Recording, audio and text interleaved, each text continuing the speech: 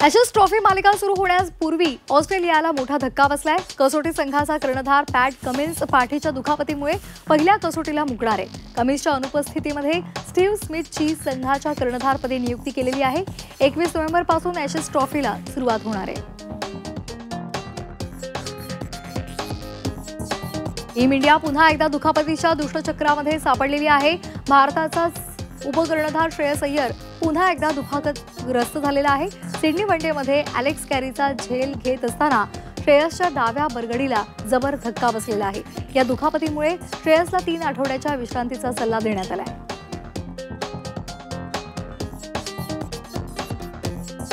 महिला एकदिवसीय विश्वचषक स्पर्धेमध्ये ऑस्ट्रेलिया विरुद्ध होणाऱ्या उपांत्य फेरीच्या लढतीपूर्वी भारताच्या गोटामध्ये चिंतेचं वातावरण निर्माण झालंय। भारताची सलामीवीर प्रतिका रावल दुखापतग्रस्त झाली आहे। बांगलादेश विरुद्धच्या लढतीमध्ये क्षेत्ररक्षण करत असताना प्रतिकाच्या पायाला दुखापत झाली आहे। प्रतिकाच्या दुखापत ही गंभीर आहे आणि त्यामुळे टीम मॅनेजमेंट प्रतिकाच्या दुखापतीकडे लक्ष ठेवू नये। महिला एकदिवसीय विश्वचषक स्पर्धेमध्ये ऑस्ट्रेलियाला मोठा धक्का बसण्याची शक्यता आहे। संघाचे कर्णधार एलिसा हिली भारताविरुद्ध होणाऱ्या लढतीला मुकण्याची दाट शक्यता आहे। हिली अद्यापही पोटरीच्या दुखापतीतून पूर्णपणे फिट झालेली नाहीये, त्यामुळे हिली उपांत्य फेरीच्या लढतीमधून बाहेर पडण्याची शक्यता आहे। 30 ऑक्टोबरला भारत विरुद्ध ऑस्ट्रेलिया उपांत्य फेरीची लढत रंगणार आहे।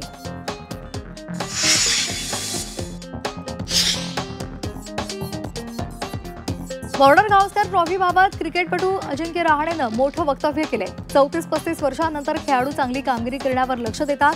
खेळाडू त्यांचा बेस्ट देण्याचा प्रयत्न करतात। जर एखादा कसोटी क्रिकेट संदर्भात उत्सुक असेल तर निवड समितीनं त्याकडे लक्ष देण्याची गरज आहे, असं अजिंक्यनं म्हटलंय। भारतीय संघाला ऑस्ट्रेलियामध्ये माझी गरज होती, मी त्यासाठी तयार होतो हे सांगायलाही अजिंक्य विसरला नाही। न्यूझीलंडनं पहिल्या एकदिवसीय सामन्यामध्ये इंग्लंडवर मात केली आहे। न्यूझीलंडनं 4 गडी राखून एकदिवसीय मालिकेमध्ये 1-0 अशी आघाडी घेतली आहे। इंग्लंडनं न्यूझीलंडसमोर विजयासाठी 224 धावांचं आव्हान ठेवलं होतं। प्रत्युत्तरादाखल न्यूझीलंडनं 6 गड्यांच्या मोबदल्यामध्ये आव्हानाचा यशस्वी पाठलाग केलेला आहे। मात्र इंग्लंडचा कर्णधार हॅरी ब्रूकची शतकी खेळी व्यर्थ ठरली आहे।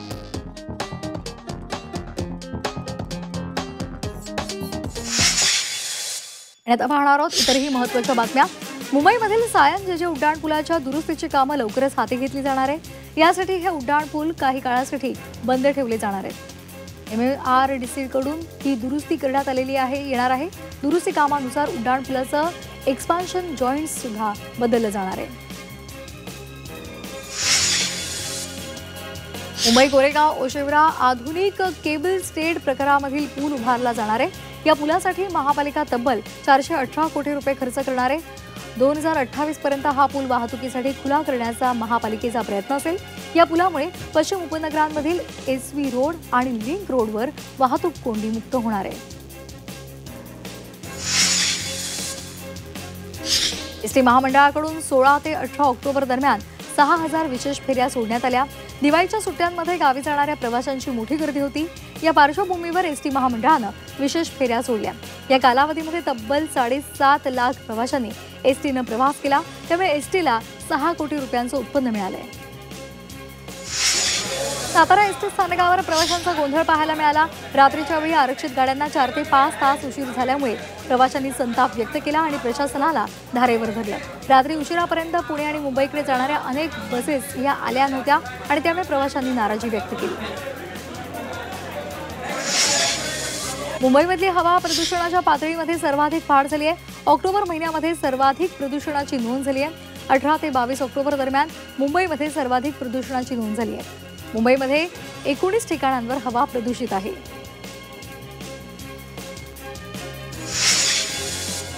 वसई विरार शहरातील फेरीवाला धोरण अद्यापही रखडलंय।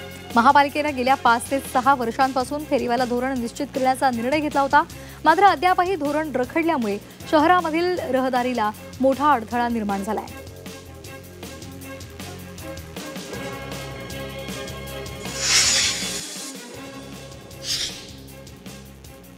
MBBS प्रवेशाच्या तिसऱ्या फेरीसाठी कॉलेजांचा पसंती क्रमांक भरायला आजपासून सुरुवात होत आहे।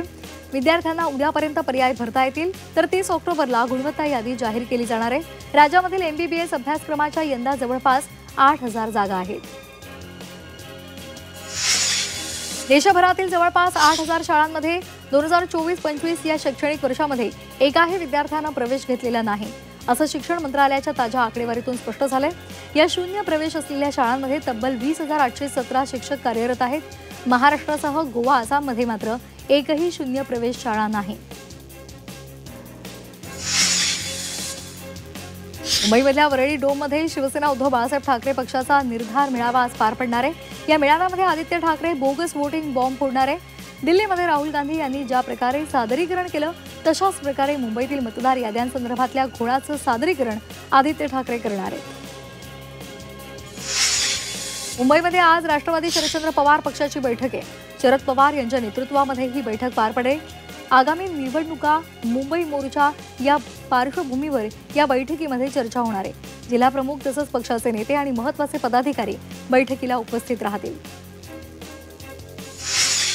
माजी आमदार रवींद्र धंगेकर आज जैन बोर्डिंगला भेट देणार आहेत. जैन बोर्डिंग इथे धंगेकर भगवान महावीरांचं दर्शन घेतील, तसंच जैन मुनींची सुद्धा भेट घेतील. यावेळी पदाधिकारी, कार्यकर्ते आणि पुणेकर उपस्थित राहतील, यासाठी त्यांनी आवाहन केले. मुंबईमधील महाराष्ट्र भाजप प्रदेश मुख्यालयाचं आज भूमिपूजन होणार आहे. केंद्रीय गृहमंत्री अमित शहा यांच्या हस्ते हे भूमिपूजन पार पडेल. आज दुपारी 12 वाजता हा कार्यक्रम आयोजित करण्यात आला आहे. दिल्लीमधील पक्ष मुख्यालयाच्या धर्तीवर मुंबईमध्ये सुद्धा सुसज्ज इमारत उभारली जाणार आहे.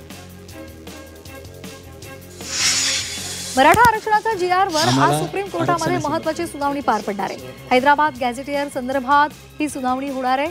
राज्य सरकारनं 2 सप्टेंबर 2025 रोजी हैदराबाद गॅझेट संदर्भात शासन निर्णय जारी केला होता. त्याच GR संदर्भात मराठा समाजातील काही घटकांना ओबीसी आरक्षणामधला लाभ देण्याचा निर्णय घेण्यात आला होता. दिल्लीमध्ये आज केंद्रीय निवडणूक आयोगाची पत्रकार परिषद होणार आहे. या पत्रकार परिषदेमध्ये देशव्यापी मतदार यादी छाननी या संदर्भातली मोठी घोषणा होण्याची शक्यता आहे. बिहारमधील मतदार याद्यांसंदर्भातली छाननी पूर्ण झाल्यानंतर आता निवडणूक आयोग देशव्यापी छाननीला सुरुवात करणार आहे. रायगड जिल्ह्यामध्ये शिवसेना उद्धव बाळासाहेब ठाकरे पक्षाला भाजपनं धक्का दिलाय. माजी जिल्हा संपर्क प्रमुख नागेंद्र राठोड हे भाजपच्या गळाला लागलेले आहेत. त्यांनी भाजपमध्ये जाण्याचा निर्णय घेतला असून उद्या त्यांचा भाजपमध्ये पक्षप्रवेश होणार आहे. महाराष्ट्राचे राज्यपाल आचार्य देवव्रत हे 2 दिवसाच्या साताऱ्याच्या दौऱ्यावर आहेत. त्यांनी कोयना धरणावरील मुनावळे जलपर्यटन केंद्रावर सहकुटुंब बोटिंगचा आनंद लुटला. वासोटा परिसरामध्ये त्यांनी नौकाविहार केला. यावेळी सार्वजनिक बांधकाम मंत्री शिवेंद्रराजे भोसले यांनी त्यांचे मुनावळे इथे स्वागत केले. राज्यामध्ये पुन्हा एकदा पावसाचा मुक्काम वाढलाय. पुढील 4 दिवस अनेक जिल्ह्यांमध्ये वादळी वाऱ्यासह पावसाची शक्यता वर्तवण्यात आली आहे. दरम्यान गेल्या आठवड्याभरापासून विदर्भ आणि मराठवाड्याच्या काही भागांसह उत्तर महाराष्ट्र आणि कोकणामध्ये जोरदार पाऊस पडतोय. या पावसामुळे पिकांचं नुकसान झालंय. लासलगावसह परिसरामध्ये रात्रभर जोरदार पाऊस झालाय. पावसामुळे लासलगाव इथून वाहणाऱ्या शिव नदीला पूर आलेला आहे. दरम्यान निमगाव वाकरा इथे बंधाऱ्यावरून खडकावरून पाणी कोसळत असल्यामुळे नयनरम्य धबधबा पाहायला मिळतोय. नाशिकच्या चांदवड तालुक्यामध्ये मुसळधार पाऊस सुरू झालाय. पावसामुळे मका पीक पूर्णपणे उद्ध्वस्त झालंय. त्यानंतर पावसानं उघडीप दिली. दरम्यान त्यानंतर शेतकऱ्यांनी कांदा पिकाची लागवड केली.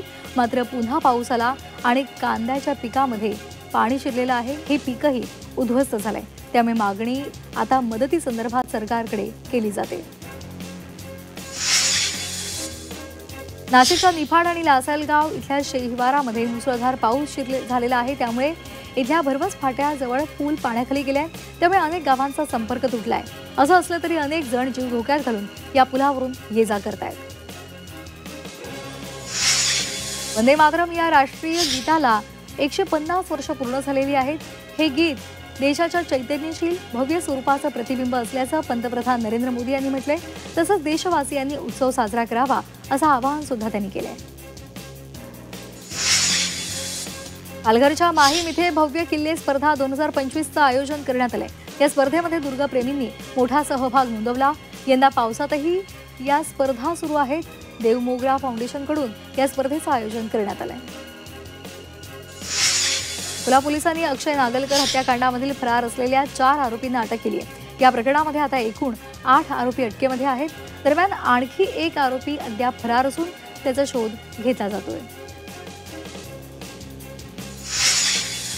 अकोल्यामध्ये पोलीस कर्मचाऱ्याच्या पत्नीची ऑनलाईन फसवणूक करण्यात आली आहे. व्हॉट्सॲप हॅक करून त्यांची 1,70,000ची लूट करण्यात आली आहे. या प्रकरणामध्ये खदान पोलीस ठाण्यामध्ये तक्रार नोंदवण्यात आली आहे.